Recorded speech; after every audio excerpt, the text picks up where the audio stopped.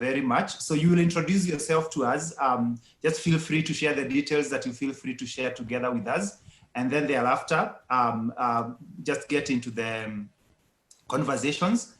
I am working to allow you to share. Yes, you can now share your slides. So kindly introduce yourself to us, and let's hear what God has for us tonight. All right, thank you very much. Good evening, everyone. So as Reverend has mentioned, my name is Agnes Gichuhi. I'm a mental health professional, and tonight we'll be discussing about depression and suicide, which is a very common, these are two very common mental illnesses that either we have encountered in our lives or heard of somebody who has suffered from mental illness. So I will quickly share my screen. I want somebody to confirm that they can see what I'm sharing.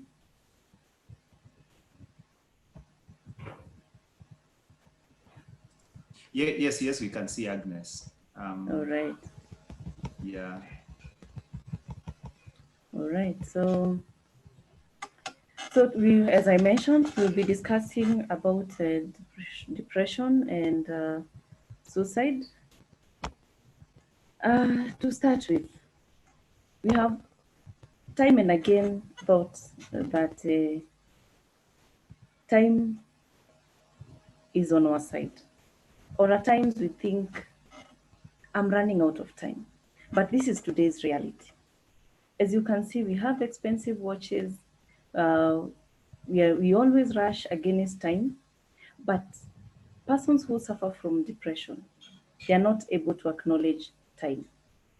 Whether in terms of how many hours they need to spend in a day, or what the time that has passed when they are just lazing and feeling weak in their bed. So as we continue running against time, that person who is depressed, you might want to ask, don't you see time is passing? But for them, this is not their reality. This is our reality, those who don't suffer from mental illness.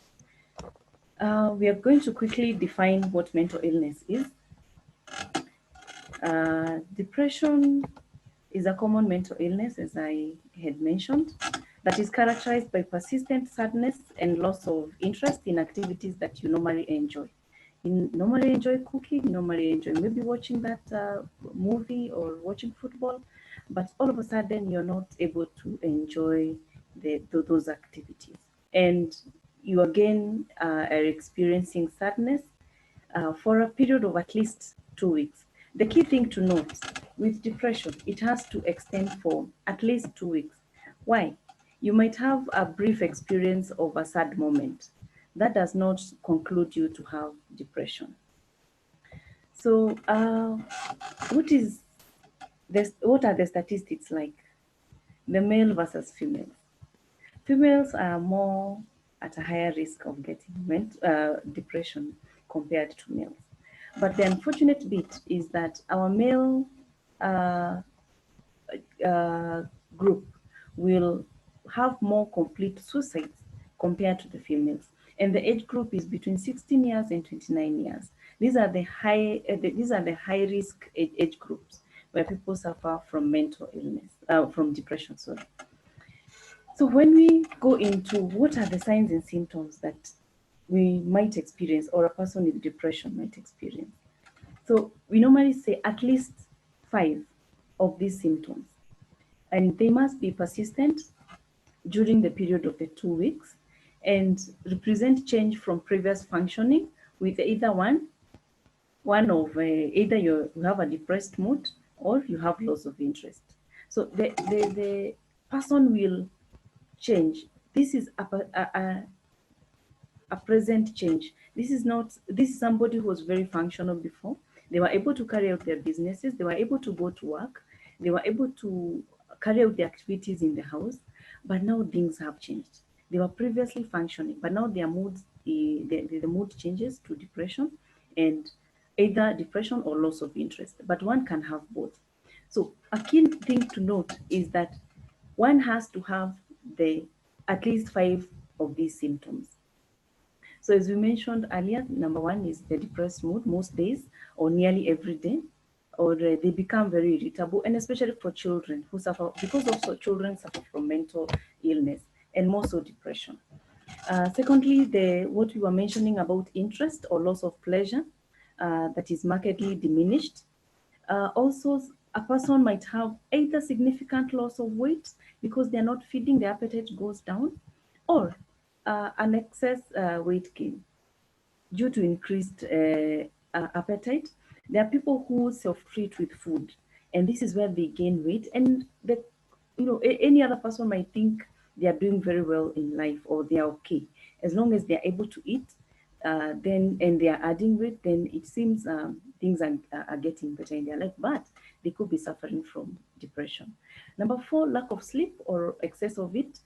Lack of sleep is where either a person is not able to fall asleep, or a person is able to fall asleep, but they cannot maintain their sleep to to their level of satisfaction.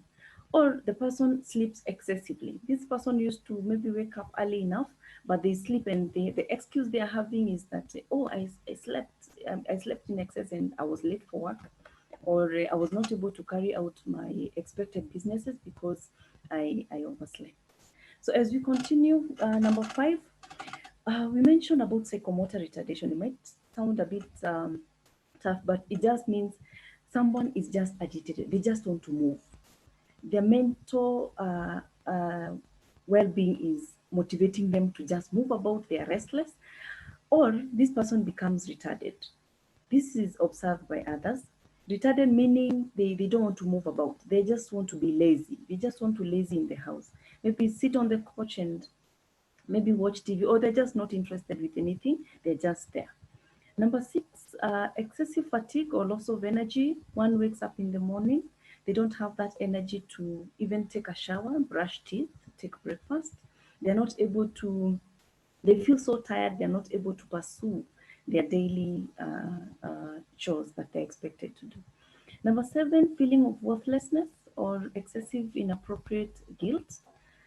This is where a person now starts saying, I am not worth the love. I'm not worth the care. I've bothered you enough. I would rather be away from you, or you'd rather stop with the care that you're giving me because I'm making you get tired. Especially the older generation, when they get old and people want to take care of them, they feel they don't want, or they even feel guilty of making people pace up and down, taking them to hospital or nursing them with their old age. And then people who have suffered depression for a very long time, they feel guilty of maybe frustrating their loved ones. Number eight, one might have diminished ability to think or concentrate, or indecisiveness. A person who was maybe able to concentrate, especially with the school-going children, they were able to concentrate through class. Now they are not able. They are not able to concentrate. They are not able to finish their homework. They are undecided whether they want to go to school or they don't want. Or when you're making a family decision and this person is just bargaining, they're not able to make proper decisions. A person who maybe used to enjoy watching a movie, they're not able to concentrate through the movie to finish, or even reading a novel, they cannot finish a page. Number nine, recurrent thoughts of death. And the reason why I entangle these two, depression and suicide, is because most of the people who commit suicide or attempt suicide or think of suicide, most of them are normally depressed. So the recurrent thought of death, and this can come in together with recurrent thought of self-harm or wanting to harm yourself. Indulging in risky behavior, risky activities. The younger generation, they will have a scalpel with them, or a laser blade or the scissors. Then they'll cut themselves along the thighs, or the upper arm, the inner upper arm, where you cannot notice. And they'll do long sleeves, they'll do trousers, they'll make sure it's well confined. Even maybe the person who might notice is a teacher who is insisting, remove your pullover, maybe during activities. So there are those atypical features. There are those features that any other person would think it is normal. For example, overeating. One might be seen as normal, and especially the young people. Oversleeping, again, it might be said maybe this young person is just lazy, or they don't want to work, they just want to, like, they just want to sleep. And it might be, it could be an atypical feature of depression. Somatization disorder, what we all call hysteria. That's why I've put it in quotes, because hysteria is not a medical term. Psychosomatic disorder is where the psychological pain is so much such that it's converted into a disease. Either this person collapses, or they are not able to breathe, they are not able to, they mimic a certain disease, or they just converse. So, and you might think maybe it's just a common phenomenon. Then it's more common in younger age onset and associated with severe psychomotor slowing. This psychomotor we mentioned, it's the movement, the body movement. They are moving slowly, and they start abusing substance. Why do they start abusing substance? Majority of the time, the friends might recommend, can you smoke this, and you'll feel the high, you'll feel motivated, you'll feel happier, you'll feel delighted. So they go into that, and the next day they want to pursue the same, and now it becomes a habit, and they get hooked into the substance. But the original problem was most likely depression, or a mental illness, or as something that they were struggling with, and it was never attended, or it was never noted. Also, panic disorder. Panic disorder comes in with an increased heartbeat, inability to breathe, fear, and it depends with the environment that that individual is in. So points to note, we brush through this very fast. So there's the mood change versus the spirit. A person who was high in spirit, then the mood changes, appetite and weight changes. So these ones are things that will go together. So the appetite, one might lose the appetite or increase, so there will be weight changes. Someone might add weight or lose. Sleep patterns. Observe that a person who was able to have proper sleep patterns, now all of a sudden they tell you, hey, I didn't sleep, it's been a week, it's been 2 weeks of no proper sleep. Energy for work, or normal duties. You see this individual is not motivated to pursue their normal work. Enjoying hobbies, and especially for the young generation, you realize they no longer want to pursue the hobbies that they used to enjoy. Suicide ideation, a young person will tell you, I want to go to a place that no one can find me. We all know that there is no such a place. We are here on earth to live together. So when they start mentioning that I want to go to a far place, then you note that they're having a problem. Life events that might occur, loss of a loved one, loss of a job, and especially during this time of COVID. Even COVID itself, getting infected with COVID has really brought a lot of mental strain. Alcohol, stroke, anxiety as comorbidities. Alcohol is used so that the person heals their emotional burden. But you realize alcohol now is known to be a very strong a very strong depressant. It makes you get more depressed, and that's what people realize. In the morning, you have a hangover. So the symptoms of that hangover mimic depression. And also anxiety can occur together with depression. Childhood issues, somebody who went through very challenging childhood issues can also exhibit signs and symptoms of depression. Recent physical illness, I think I missed on the physical illness. Then a family history of mental illness or depression. So let's go through the causes of depression. I know majority of us would want to know what really brings about depression, or what really causes their mental illness. Most of the mental illnesses are poorly understood. They are poorly known why people suffer from mental illness, but these are some of the common ones. Family history of depression or any other mood disorder. So you see a family where people get mental illnesses, and especially depression, the probability of having people in that lineage suffering from depression is very high. And especially environments where the environments are toxic, those people are predisposed to mental illness. Early childhood traumas, as we had mentioned earlier, events that affect the way your body reacts to fear and stress situation, depending on how childhood traumas are resolved. There are those ones that are swept under the carpet, and it's never to be talked about, then it inculcates a lot of fear and stress within the individuals that have suffered. Medical conditions such as chronic illnesses, diabetes, hypertension, cancer, and of course now that we are in this era of this pandemic, corona has also come in as a medical condition that is also predisposing people to depression. Insomnia, people who suffer from long spells of not being able to sleep can get predisposed to depression. Chronic pain, for example, arthritis, and or those people who've ever been involved in road accidents that left them very damaged, they can have chronic pains, and this can lead to depression. Also, ADHD. ADHD is attention deficit hyperactivity disorder that can predispose an individual to depression. Drug use. Now, this is where majority of the people who suffer from depression lie, because people want instant solution to that emotional pain. So you rush and use alcohol, you rush and use cannabis, and this now puts you at risk of depression. So we continue. Low self-esteem and being self-critical. This happens to majority of the people when you're put down, and especially when you're a young person and you're put down, or in life you suffer things that have traumatized your esteem, and then you become very critical of yourself. Am I right? Am I doing the right thing?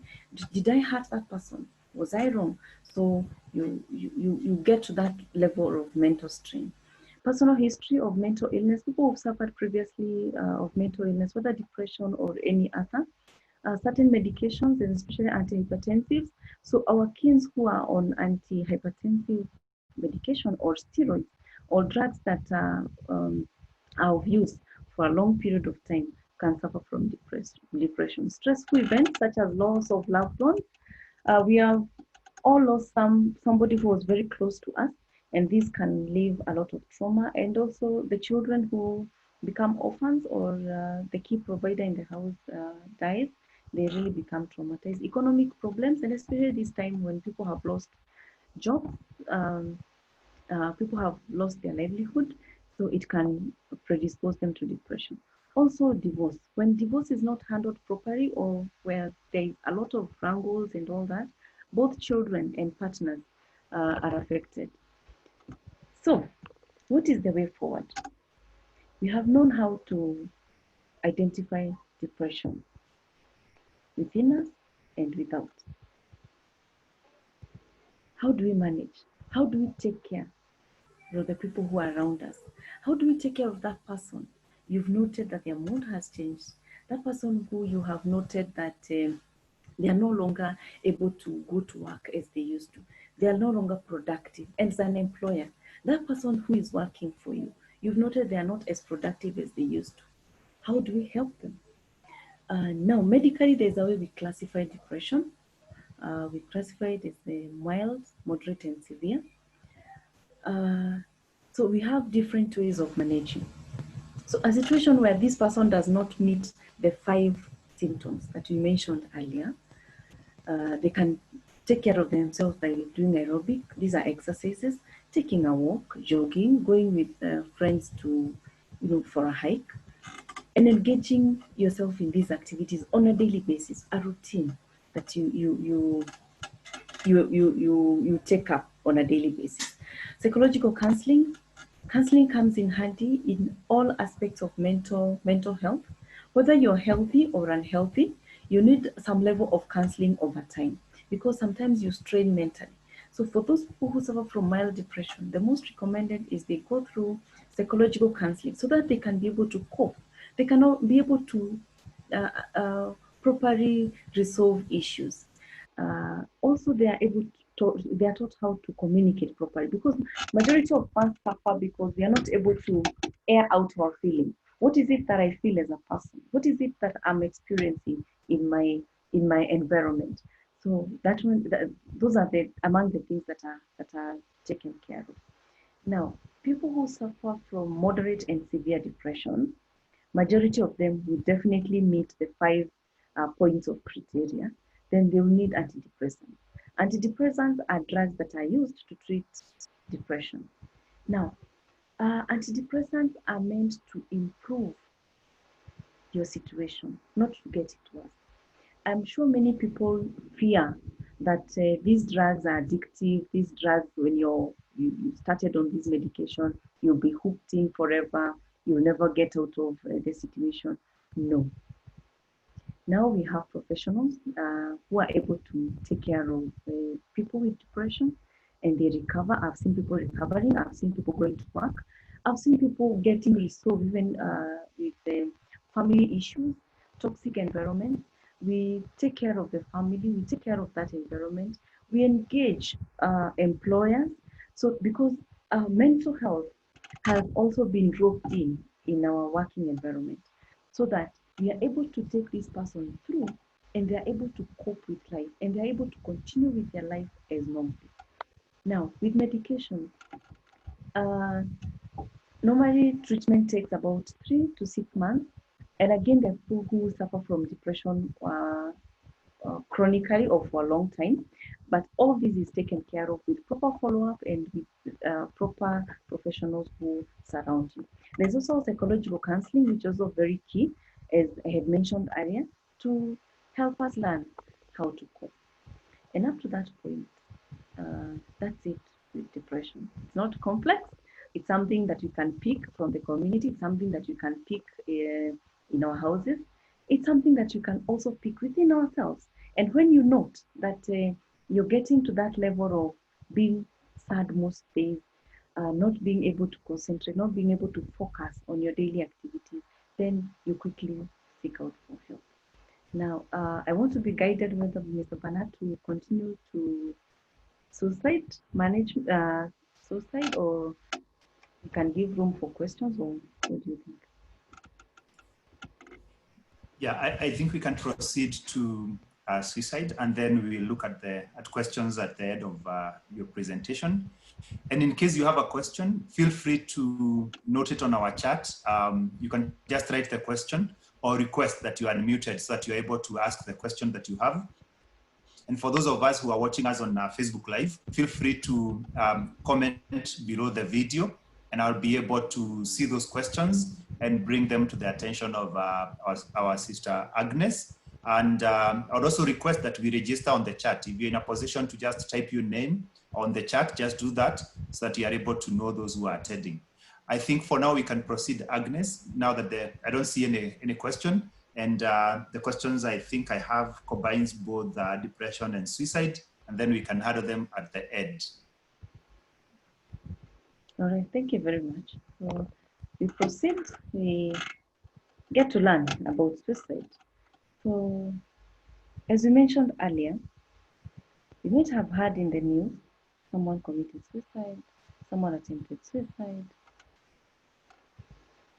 It is something that you can be able to pick before it happens. Suicide is a situation. It's not a disease, because when you're dead, you're dead. So you're dead. But you can be able to pick somebody who is at risk of committing suicide. That person who we are going to learn about, we can be able to do it even at the community level. So suicide is death caused by injuring oneself with the intent to die. A suicide attempt is when someone harms themselves with the intent to end their life, but they do not die as a result of their actions. So suicide is when somebody has completely has completed the attempt and they've died. But suicide attempt is a situation where somebody attempts to kill themselves and they don't succeed. So several factors can increase the risk for suicide and protect against it. So what is the suicide burden in Kenya? Unfortunately, it's quite high. We are not able to get the numbers, but from the WHO reports, is that the numbers of suicide reported in Kenya rose by 58% between 2008 and 2017. to reach 421. Out of the 421 suicide cases in 2017, 230 of them involved men compared to 91 women. Why? You remember when we mentioned earlier that men, most of the time, take very crude methods, they choose very crude methods, and most of the time, they complete the suicide.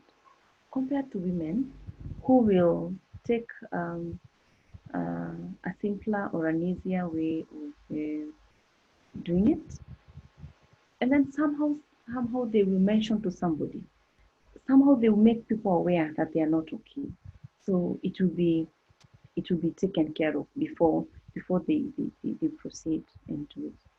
On average, 317 people commit suicide every year. This is in our country. So is there something we can do about it? Yes. Me and you can be able to pass that message that you're going to learn today, that there is help.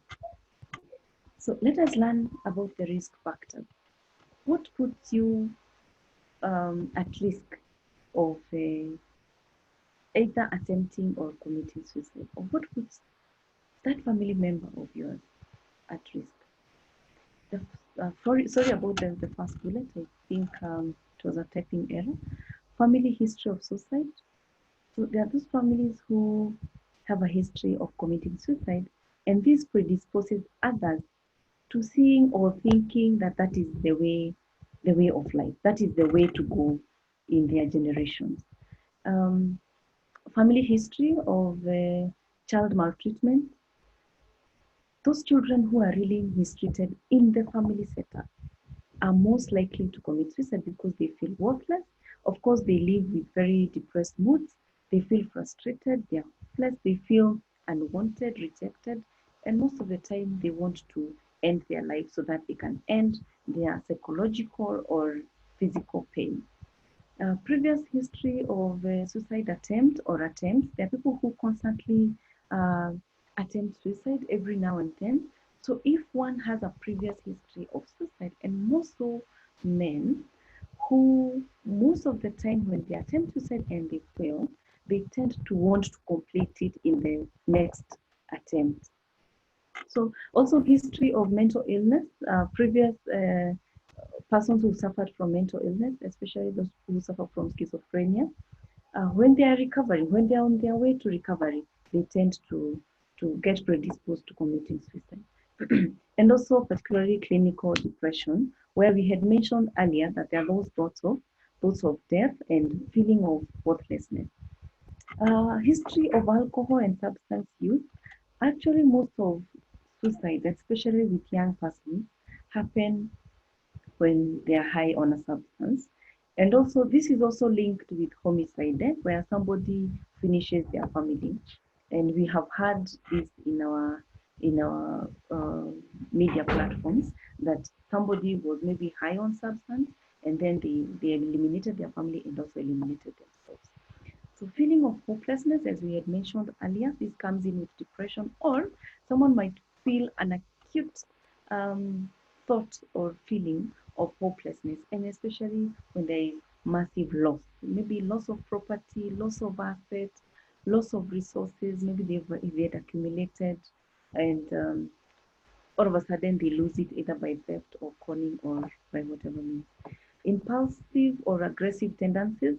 There are those people who are normally very aggressive or impulsive. They're not able to control their feelings or their agitation. So we continue. There is quite a lot because this happens in diverse communities. Also cultural and religious beliefs, believe that suicide is noble resolution of a personal dilemma. And as we mentioned, people who have past history of relatives who have committed suicide, they think that is the only way of resolving personal dilemma. Then local epidemics of suicide. We had, there's a period of time where people really committed suicide, and people are taking up that as a trend to have life or to end or to end their pain. So when there's a local epidemic in a certain area, you might find people wanting to just continue pursuing suicide as an option. So isolation, or a feeling of being cut off from other people, and especially when there's rejection, or this individual is uh, sidelined when there is family decision, where at workplace you're told to sit, to you're pushed aside, you're isolated, and you might come out with a feeling of hopelessness and finally commit suicide. Barriers to accessing mental health treatment. Yes, people don't know where to go and get mental health treatment or mental health care, but now the government has really tried to put a word out there and provide these facilities. And also even in the private sector, there is that upscaling of the mental health care. So we can quickly be able to access a facility and ask the healthcare provider, where can I get this? Where can I get help? Because I feel I need mental care. Loss or relational, social work, or financial, as we mentioned earlier. Physical illness, people who get, especially chronic illnesses, they tend to commit suicide. And also our older generation, the elderly, because they suffer from chronic illnesses, they're taking medication, and they just, sometimes they want to go on hunger strike, or they just ask, when next is death going to take me away? Easy access to lethal methods. Those people who have thoughts of suicide, if they have access to lethal methods, then they are able, they have a risk of of committing suicide. Unwillingness to seek help because of the stigma attached to mental health, and substance abuse disorders, or to suicidal thoughts. I want to really appreciate this moment, because this is a moment to create awareness and to strike out stigma in our places of work, our homes, at the community level, so that we can make people know that it is okay not to be okay. If you have a suicidal thought, it's okay to talk about it. But when I talk about it, what kind of help will you give me? The kind of help is not to go discussing me out. The kind of help to give me is to uh, tell me, where can I get this help? Accompany me to that facility. Help me seek out for these mental health services. And at the end of the day, we'll have reduced the number of people that we see committing suicide. So how can you tell somebody is at risk of attempting or committing suicide? Number one, talking about dying or wanting to die. There's somebody who will talk to you and tell you, I would rather be dead now. This is too much for me. I think death is better than continuing with this emotional or psychological pain or physical pain. Talking about feelings of emptiness, hopelessness, or having no way out of problems. People who feel they are too constrained, they have hit a dead end. Um, Mentioning strong feelings of guilt and shame. Somebody saying, I don't know how to live again in front of people. Somebody mentioning, I don't know how to move on with this situation. How will people see me? I have really shamed myself and shamed my family or the community. Talking about not having a reason to live, or that others would be better off without him. That situation where somebody will start saying, I think I'm a burden enough. I think you do better without me compared to having me with you.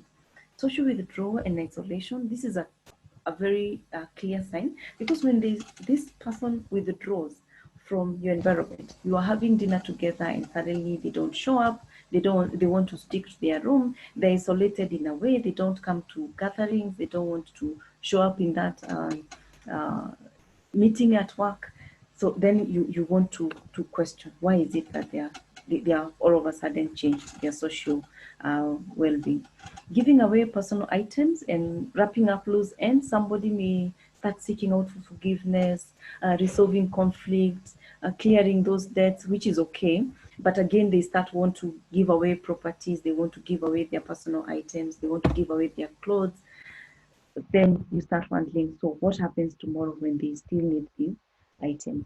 Saying goodbye to friends and families, and especially again our older generation and also our younger generation. They have this tendency of or they send a text on social media that this and that this has happened, or goodbye to my friends, goodbye everybody. and that is a telltale sign that they are probably, they will probably commit suicide, or they are thinking about suicide. So how do we prevent suicide? How do we prevent even the attempt of it? And is it also possible to prevent even the thought of it? I believe it is. If we work together, if we are made aware how to detect and how to help out in times of need. And also, if we are aware on about when do you seek for help, is it possible that you reach out to somebody and they'll be able to help you? So teaching coping mechanisms and problem-solving skills, and especially where people need to learn how to communicate, how to address their issues, how to open up to the right people, social emotional learning programs. Are we able to inculcate this in our learning environment? Are we able to inculcate that this in our, maybe in our churches when we are having this conference? Is it possible to teach about problem solving so that we don't get to the level of thinking, then I'm worthless? Parenting skills and family relationship programs. This is very key so that you're able to understand, am I traumatizing my child? Am I putting my child at risk of childhood traumas? Am I exposing my children to a situation where they'll feel hopeless, unwanted, unloved?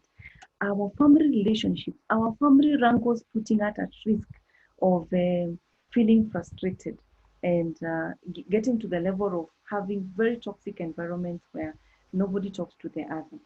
Identifying and supporting people at risk. This is what we were mentioning. Are we able to detect somebody to the level of preventing the thought of it? So let us be proactive in identifying and supporting these people. Let us be the gatekeepers. I love this word because you when we are the gatekeepers, then we'll be able to do so much. We'll be able to even know who is this person who is at risk of committing suicide. Crisis intervention. This is helping out in times of crisis, and so that we avert the risk of people getting traumatized. Treatment for people at risk of suicide. Yes, there is help. There is therapy that is according to these people, if they're able to access it. If they're able to be taken to the right facilities, then they'll get help from the mental health professionals. Treatment to prevent reattend, and this comes in handy with ability to cope with even the thought that, or the memory that I once attempted suicide, so that you don't feel you don't feel guilty or pushed to want to attempt suicide again. Lessen harm and prevent future risk, creating safe environment, and also in our social media. How do we report suicide cases? You see, there is too much explanation on how this person executed their suicide. So it gives new ideas, unfortunately, to a person who's been having thoughts of suicide. Then it gives them options on how to pursue suicide to the end. So also reducing access to means. If, for example, if it's a person who is working in a butchery and they have the thought of death, you want to put them aside, not to use sharp knives, not to use that grinding, cutting machine. Maybe you allow them to be at the cash point or somewhere else that they cannot be able to access the sharp object. So before we finish, we mentioned that there is treatment for people at risk of suicide. There is also treatment for people who have attempted suicide. So with that, I want to believe that you can be able to detect early, we can be able to help a person with the thought of suicide, and we can be able to help persons who've ever attempted suicide. If you know a person who ever attempted or thought of suicide, even if they never went for treatment, it is okay to rekindle that idea that yes, there is help and you can be helped. You can be taught how to cope with your stressful environment or your past experiences, that traumatic childhood experience that you experienced when you were young, maybe sexual assault, toxic environment, parental harassment, all that can be resolved through counseling, and other people who need treatment, there is treatment for that. So with that, I really want to appreciate our listeners who've been listening to me. Thank you very much. Wow, thank you, Agnes, so much to digest in such a short moment. But I want to believe that it's very helpful. And we have a number of questions that have come through. One of the questions is that is being asked is, please, how does a depressive person move past a caregiver or a close person goading or coaching them to kill themselves, saying they have no value, that they are a failure? So this is a caregiver of a depressed person who is telling them they have no value, and therefore they are like pushing them to kill themselves. How does this caregiver go past such a care? How does this depressive person move past that caregiver? All right, thank you very much for that question. That's quite a heavy one, and especially for a person who is suffering from depression, because they're already feeling on the edge. Then there is this, you call this toxic caregiver who is pushing them further. One, if this caregiver is the only available, therapy can be done on them, both of them, and on separate aspects for this particular caregiver, making sure that we mend the edges so that we don't bring in conflict. Now, a situation where there are options for a different caregiver, then it would be better to move to a lesser toxic caregiver if this particular caregiver is not open for therapy. Also, this particular individual who is depressed needs some level of empowering to know, is it true that I'm worthless? Is it a fact that I'm of no value? We are able to empower this particular person through counseling to know that they are differently abled, they are true persons who need to stand on their feet and live on. So with depression, there is hope, yes, but again, the environment needs to be conducive. Again, we want this particular individual who is depressed to identify a professional who can be able to pick on such challenges during an appointment and help this person to move on to the next level. I believe I have attempted to answer. Thank you very much. I hope our listener is satisfied with that answer. But if not, you can follow up with a comment, and I'll be able to raise that. I know you've mentioned the church, and you've also mentioned treatment. And there is somebody who was asking, what is the place of faith and medicine in the management of mental health disorders?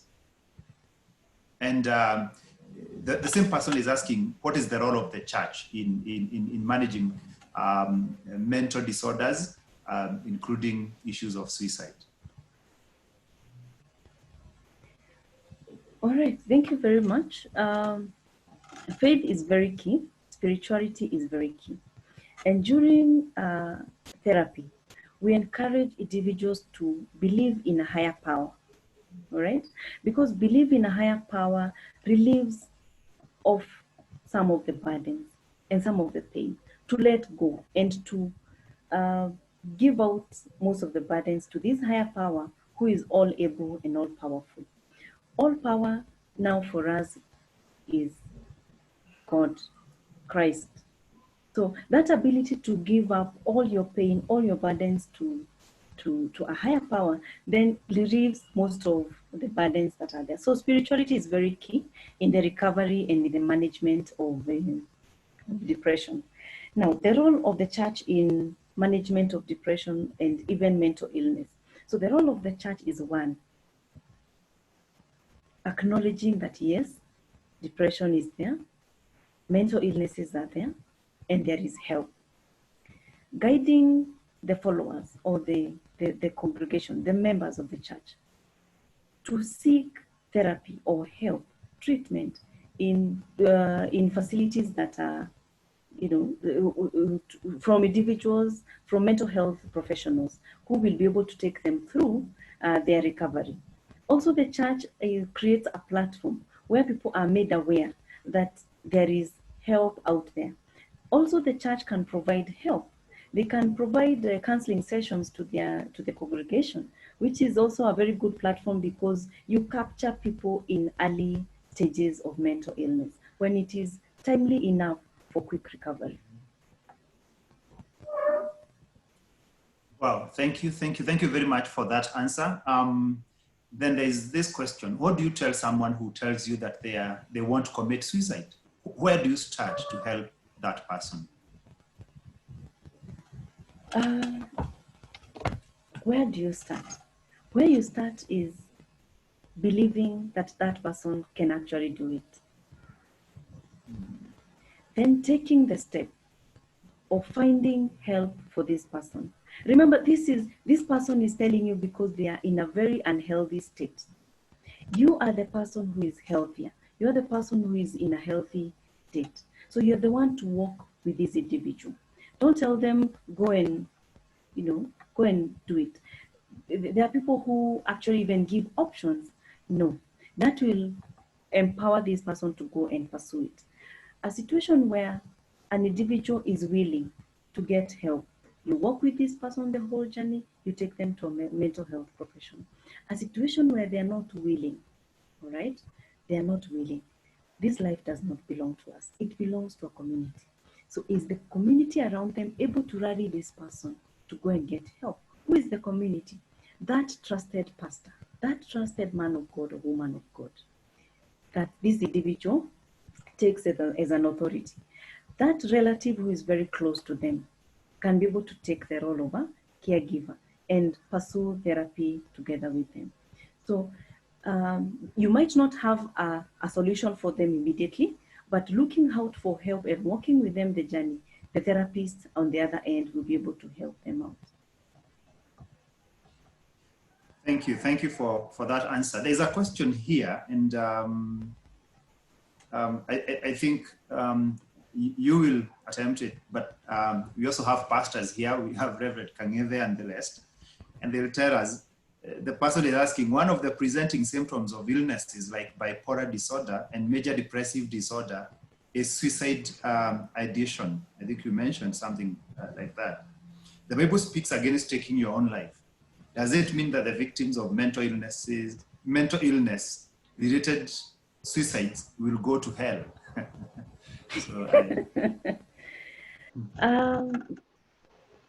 Yes, it's true. Some of the mental illnesses present with, of course, suicide ideation. And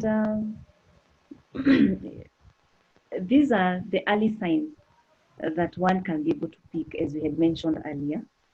So if at all this individual is taken care of earlier, then they will not go all the way and commit suicide. If the men of God around us, who we trust so much, are able to capture us early enough, then we will not go ahead and commit that, offense that the Bible condemns. So, but with that part of going to hell or heaven, then we leave it to the Reverend. Reverend Kangede, this person with mental illness and commits suicide, do they go to hell?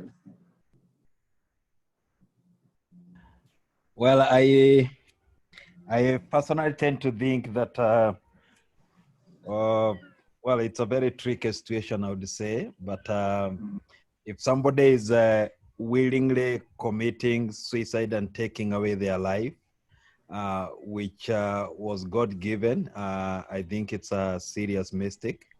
And I'm not sure God will forgive them, but God is full of grace. So I can't make a ruling on whether they'll go to hell. But I would think taking away one's life is one of them.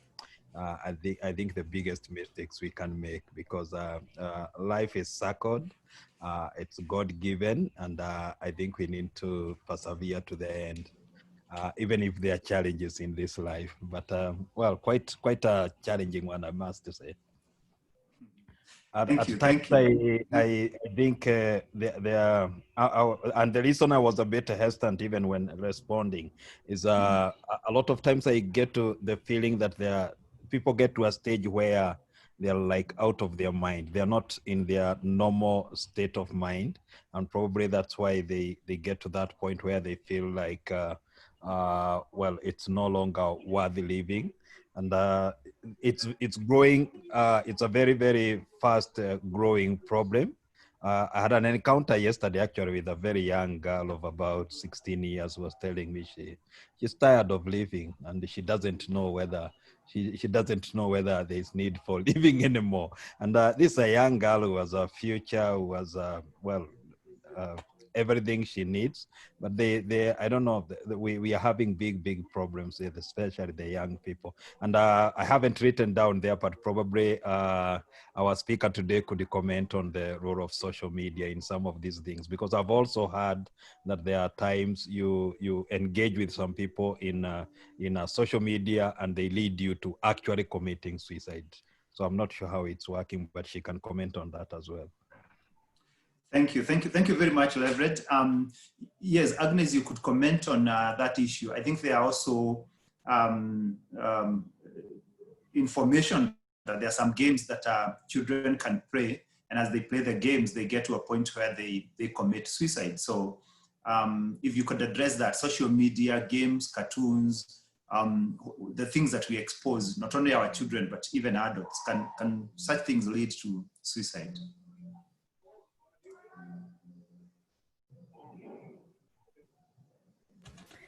Thank you very much for that question. It is true that yes, there are some games that as you play and you escalate on the levels, then most of the final level is telling you now to take your own life. And I saw that on social media, and though I haven't seen the game or played, but I heard of it. Also, cyberbullying on our social media platforms, it does happen, and especially with the young persons where maybe they exhibit, they give out their opinion or their experiences in life. Then there is a lot of mocking and abuse and toxic talk and all that, to the level of now they want to take their own lives. Yes, it's true, it's there. Okay. I can see Felix, your hand is up. I don't know whether you wanted to ask a question. You can unmute and ask you. Okay, my name is Felix. Yes, maybe one thing about someone who tells someone to commit suicide. I can relate very well about young adolescents and young adults who commit suicide. Most of it is because he tried to share the experience with a colleague, parents, just tell them in Kiswahili, like, just go and do the suicide. I'm end of Jiwe. So it's casual, but once the action has been taken, then they realize something so serious. So I think parents and maybe the ones where we share with also contribute to the ideas of suicide and maybe fasten it rather than canceling and maybe doing something. Otherwise, maybe that's what I wanted to add about it. Thank you very much, Felix. Agnes, do you have anything to add to Felix's comment? I think it just he affirmed what we had mentioned earlier, that the people around us are not able to find solutions for an individual who is thinking or contemplating suicide.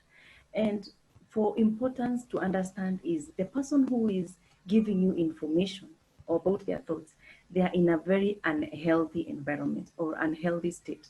So the person receiving this information is the only one who is healthy and is the only one who can be able to seek out therapy for this particular individual. So the solution is not pushing them to go and do it. Solution is identifying a place where therapy can happen. Thank you very much for that response. I have a question. This has affected a few of my friends, and I have also found myself there as a pastor. How do I deal with the guilt that comes with feeling like I wish I had done something, or I believe I would have done more? I know there is a case that took me quite a long time to deal with. Feeling this person has gone, he has committed suicide. I feel I should have been able to help, but I feel I didn't do enough. And of course, you may have attempted, you may have done what you may have thought is your best, but there is some guilt that really pulls you down. How do now this person deal with that? That is very normal to feel that way. It is very normal to feel maybe you should have done more. Maybe there's something that you missed out on this. But of importance is to ask yourself, did I do the best of my knowledge? Did I do the best that I needed to have done? And creating this level of awareness on this forum will allow people now to be able to go a step further, referring this particular individual to a mental health professional so that they can go and get the professional help that they need, so that you're not left with the burden of feeling, could I have sent them for counseling or for psychiatric review? Could I have prayed some more? No. An individual who is pursuing suicide, time and again, they might escape our eye and commit it. But a situation where now you are able to help another individual to the level of recovery, then you pat yourself on the back. In case the guilt now is taking charge of you and you keep on meditating and thinking about it and feeling that this is, maybe you even assisted in them maybe going further and committing suicide, then some therapy is of importance. You can get therapy, you can get help to deal with the loss and grief. Thank you very much. Our time is gone. It's 8:30, and we have to bring this to a close. But I want to believe that we shall continue these conversations next week because they are very important. And these are things that we can all be able to come in and do something about.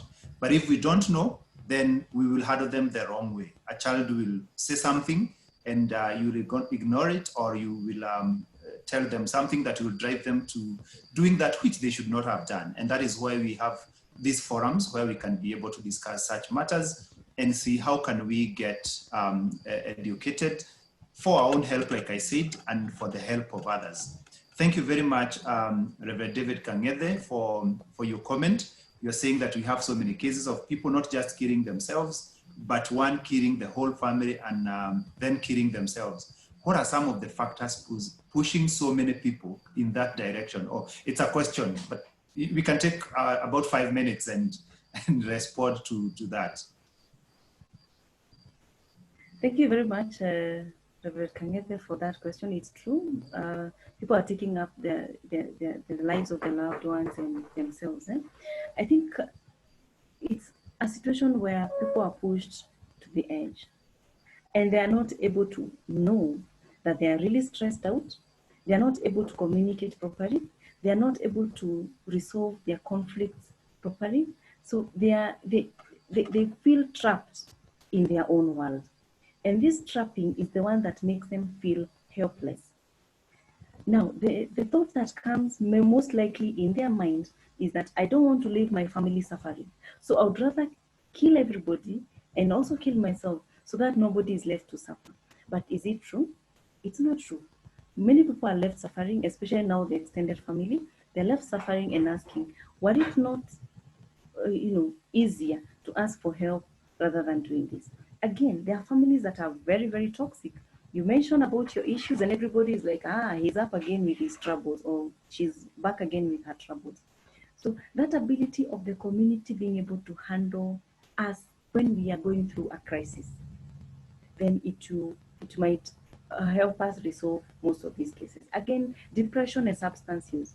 We said most of the homicides that happen, either they happen when people are high.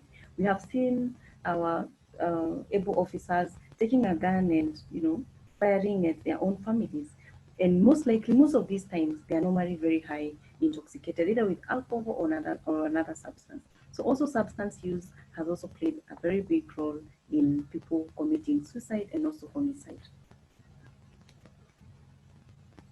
Oh, thank you very much, Agnes, for responding to that question. I'll give you an opportunity to give your final remarks for today, and then we link up again next week on Thursday. All right, thank you very much, Bernard, for this platform. This is a good forum to educate people, educate the society on mental health matters. I want to confirm and affirm to anyone who is hearing us this evening that there is help. there is help. It does not matter the kind of trauma you went through during your childhood or during your adulthood. It is possible to get help. It's possible to get treated and get out of depression. That suicide thought that you once had can come again. Get help so that you don't go all the way and execute it.